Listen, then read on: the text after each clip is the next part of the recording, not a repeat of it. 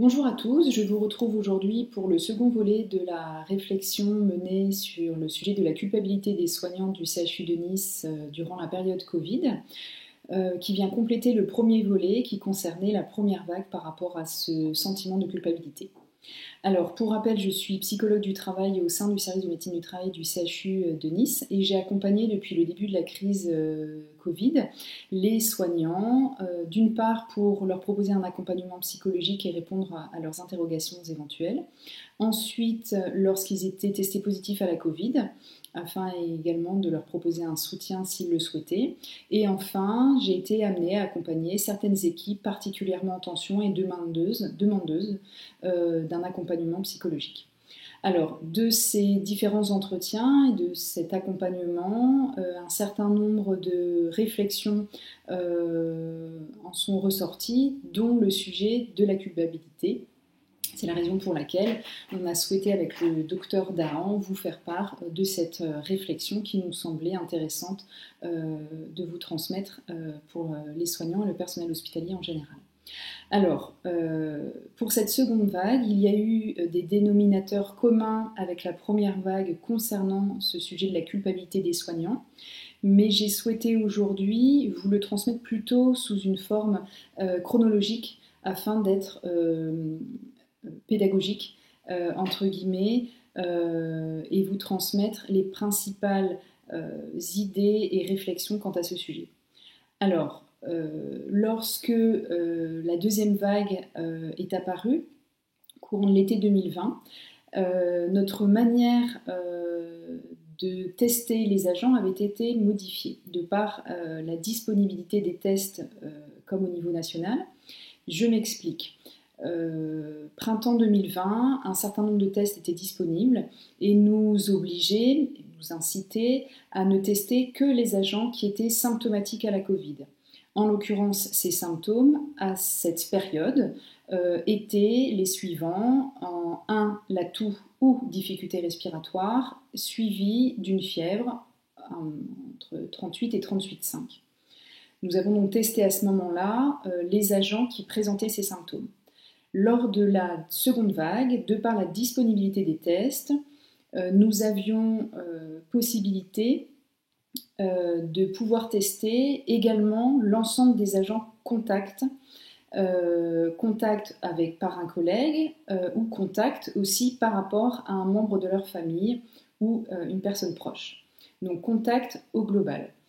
Et dans ces agents, bien évidemment, lorsqu'ils avaient été cas contact, ils pouvaient ne présenter aucun symptôme, ce qui fait qu'on avait donc bien des agents qui étaient totalement asymptomatiques et en même temps donc testés positifs.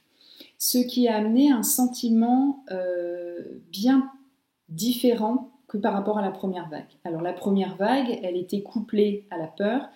Lors de la seconde vague, cette peur n'était quasiment plus présente. Il y avait une tension par rapport au fait que cette deuxième vague arrivait. Néanmoins, la peur ne paralysait plus. On était déjà dans un contexte beaucoup plus empreint de colère. Donc cette culpabilité, elle s'est donc manifestée avec cette modification de type de dépistage, avec le sentiment de culpabilité qui était projeté sur ceux finalement qui étaient asymptomatiques en particulier. C'est-à-dire que finalement il y avait la compassion n'émergeait plus à ce moment-là, et il y avait à la fois la culpabilité portée à ses collègues atteints lors de leur arrêt, qui nécessitait alors une réorganisation, un changement de planning au sein des équipes, et également lors de leur retour. Parfois, on a même vu des personnes demandant des excuses à leurs collègues lorsqu'ils avaient été atteints. D'autres situations, effectivement, où des pancartes avaient été affichées en indiquant « Merci de respecter les gestes barrières aussi à votre domicile, car lorsque vous êtes en arrêt maladie, nous continuons de travailler. » Donc, il y avait cette notion coupable vraiment portée à l'autre. Ce fut vraiment au tout début de cette seconde vague, principalement au mois d'août 2020, puisque à ce moment-là, on avait un taux de 50% des agents qui étaient totalement asymptomatiques sur cette période. ce qui a largement favorisé cet état d'esprit. Et puis ensuite, dans un second temps, sur une deuxième période, à compter de septembre, les soignants qui finalement tout le long de cette période ont continué à entendre parler de la situation Covid, il y avait en fait à ce moment-là, même si le temps de l'été fut extrêmement court pour eux entre guillemets, il y a eu à ce moment-là une surinformation pour eux médiatique. Cette surinformation, alors qu'elle soit scientifique ou politique, elle a davantage entraîné en fait chez eux une saturation psychique. Et cette saturation psychique du personnel hospitalier, elle a généré une culpabilité entre collègues, à ce moment-là qui a complexifié encore davantage les relations humaines qui déjà à ce moment-là étaient en tension. C'est-à-dire que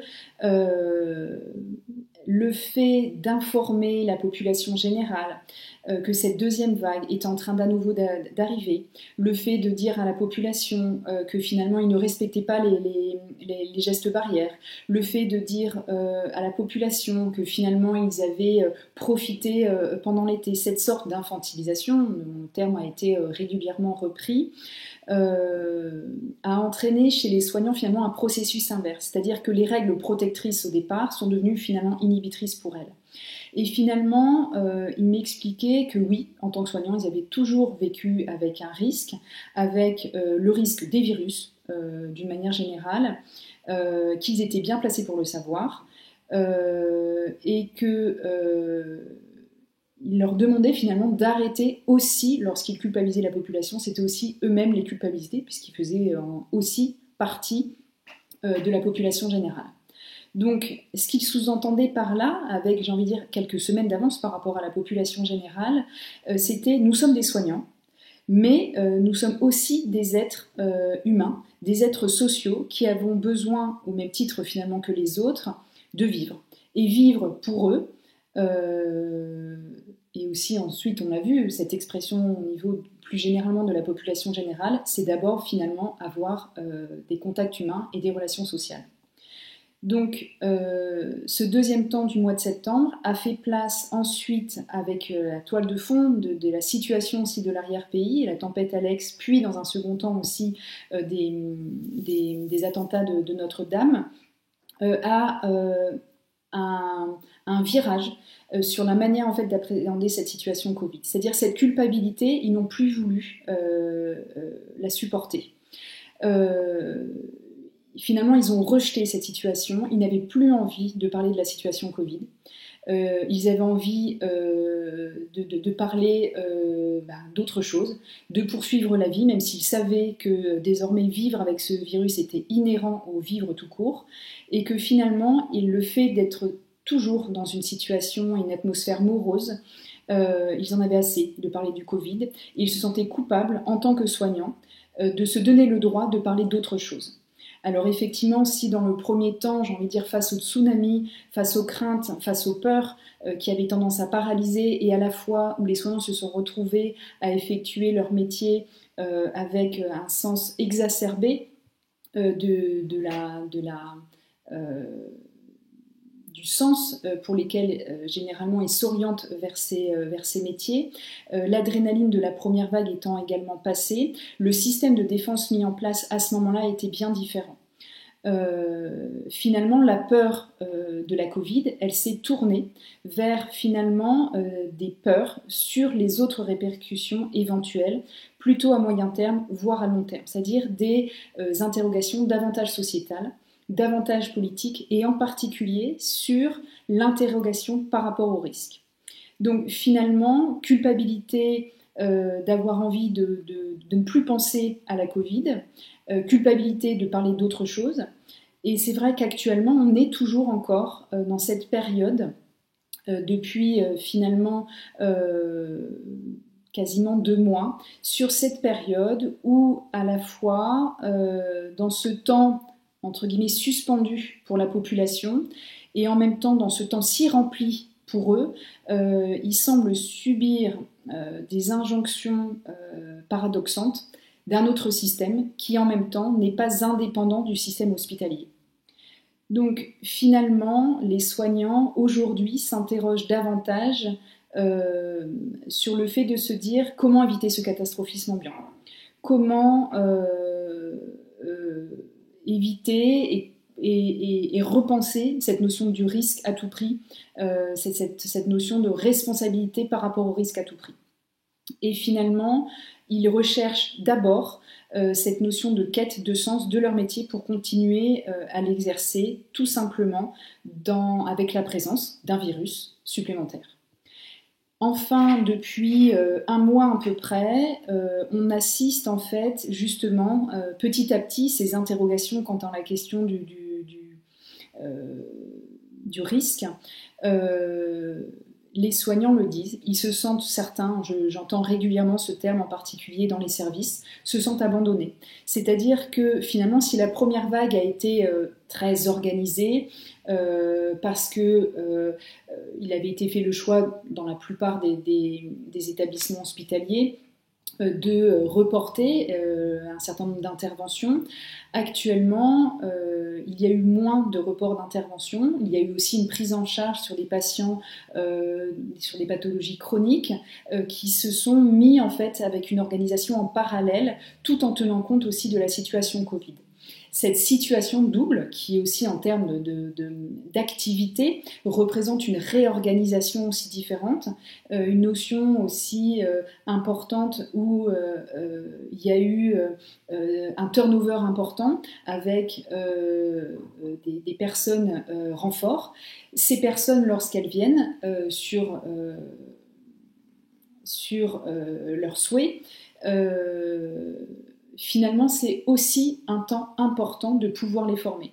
Et ce temps, avec cette situation inédite, avec ces deux pans où l'hôpital continue de fonctionner de manière normale, même si c'est une situation exceptionnelle, et à la fois ce pan où il faut faire toujours face à la situation Covid qui perdure, puisque là, elle n'est pas de l'ordre de 6-8 semaines, mais elle dure bien depuis début août.